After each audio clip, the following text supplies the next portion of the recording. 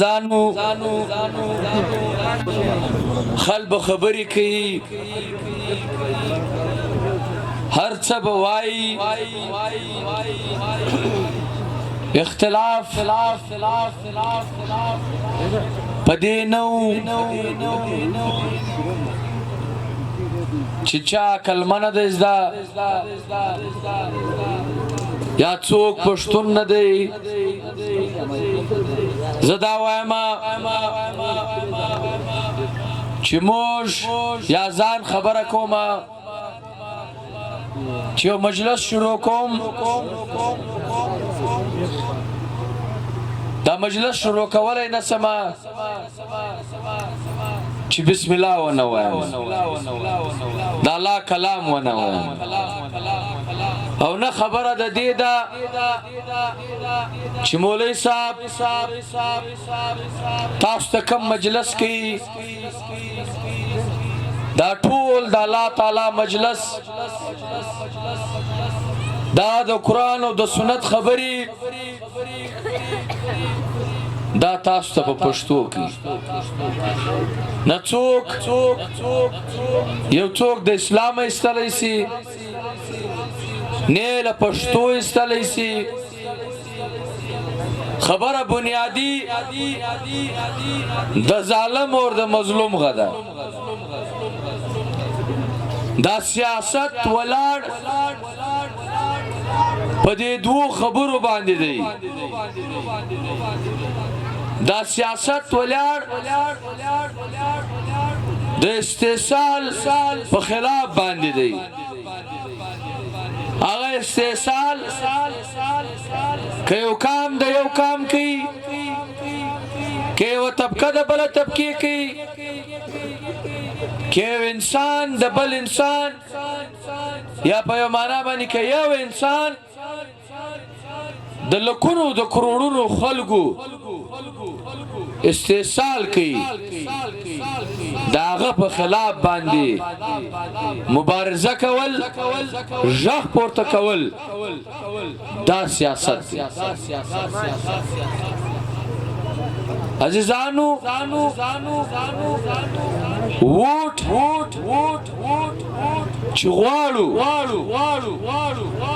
پکار دادی چې دا واره موږ هر څه په نظر کې وساتو د خلکو کردار په نظر کې وساتو ماضی په نظر کې وساتو چا کده کام پر نامه باندې که شکړې دي که بد کړې دي شاکا د دین مقدس اسلام پر نامه باندې کې ښه نمائندګي کړې ده کې بد نمائندګي کړې ده پکار دی موږ دا د ځانو مخ تک شیدو عزیزانو زکه چې سیاست اوس هغه سیاست نسو پاتا کپات دی د ډانګې سیاست دی د نالۍ سیاست دی د شمسي سیاست دی د برمې سیاست دی ها د اسلام د خدمت سیاست نستا ها د کام د خدمت سیاست نستنن نو که سیاست د مفادات غدی نو دا زموږ د بربادی یو ذریعہ ده عزیزانو بربادی بلیا څنګه وی داستا کام زهیر سو ستړی سو د لوژ مری لتند مری بیروزګاری ده جهالت دی د حق د تنور رسجی د الله تعالی د بشمار نعمتونه چې دې کام ته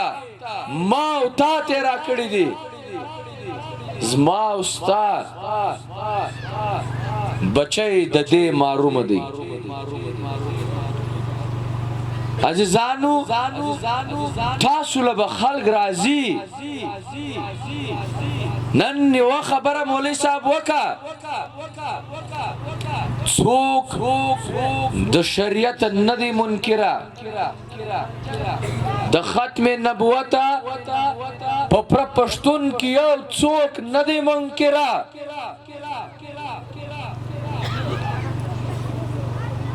عزیزانو خبره مجدا ورته کو چې یو څوک هم د پښتو ندی منکره البته زما ستا غوښتنه بداوي چې زما د ځان خبره مکوه تا د کام د پاره ستا د الیکشن په منشور کې څستا ستا د وطن د پاره د الیکشن په دې منشور کې څستا پنجاب چې ظالم دی جابر دی پر موږ مسلط دی زموږ هر څه له منځه یوړو آیا د دې پنجاب د استعمارګرو په خلاف ستا په منشور کې سستا عزیزانو واضح خبره کو صفای کو نمنو هغه سړی چې خبره بدا کوي چې زه کام دوست یم وطن دوست یم کام پرست یم دی بغلوي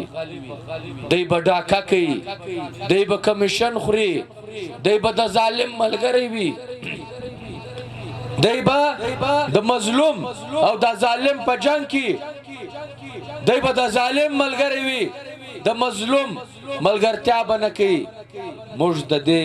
خلاف یو نه منو هغه سړی چې د ځان د اولاد د خاندان د ګټې دپاره د دین مقدس اسلام نوم استعمالوي عزیزانو موږ د دې سیاست په خلاف راوتلیو لکه څنګه چې تاسو د مولوی صاحب وینا واورېده دا اصل خبرم دادا د دې سره اختلاف هم نسی کېدلی وخت نا وخت دی د مانځه ټایم دی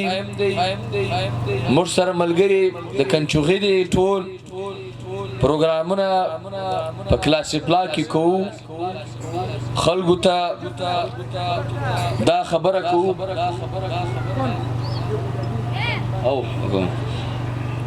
نو پروګرامونه به کوو یوه خبره په دې کومه چې تاسو به یو شي ته غوږ نه نیسئ یا ښه سو یا بد وسو دا احتیاط کې بیا ووټ په یو خوا ځي بل وای په بله خوا ځي چې هر څو دا خبرې وکړي شکست د دوی مقدر دی خامخا به شکست خوري الله تعالی ویلی دی ظالم چې هر څو زورور وي دی به خامخا شکست خوري او الله تعالی چې کومه خبره کړې ده هغه خامخا ثابتېږي ظالم به خامخا شکست خوري اته تاریخ به ظالم شکست خوري او تاسو به سرخرو یاستئ نو زموږ د دې اتحاد دوه انتخابي نقشې دي یوه په صوبایي اسمبلۍ باندې ګړۍ ده ګړیال چې کوم دی دا غټه ګړۍ ده په قومي اسمبلۍ باندې زموږ شاعر دی سلام مفتون هغه وایي دا د سوکالۍ نشان دی دا د سوکالۍ نشان دی یاد کې به ضرور ساتي ووټ لچې دننه سي زړو کې بانګور ساتي نو د قومي اسمبلۍ زموږ نشان د انګورو وشکای دی یو آخري خبره درته کومه 2 ورځې مخکې په برشور کې دروشاد سرور خان کاکڑ د قبر بے حرمتی خلقو کړی دا مشته یو افسوس هم ودري شرمنده هم سو چې زموږ معاشره ټولنه تر دې ځای راورسېده په اختلافاتو کې یا په هر څه کې چې وي چې د یو مړي قبر راشني دا یو غیر انساني غیر اسلامي غیر پښتني یو عمل دی زموږ مطالبه دا ده د دې الاینس مطالبه دا ده پکار دی چې د درندگانو ته د حکومت لخوا سزا ورکول سي او د پښتنو په خپل روایتو کې چې موږ سزا ورکولای شو هغه دا ده د داسې خلکو ځا پکار دي چې موږ لا تعلقي اعلان وکړو کور مودان سره ډېره مننه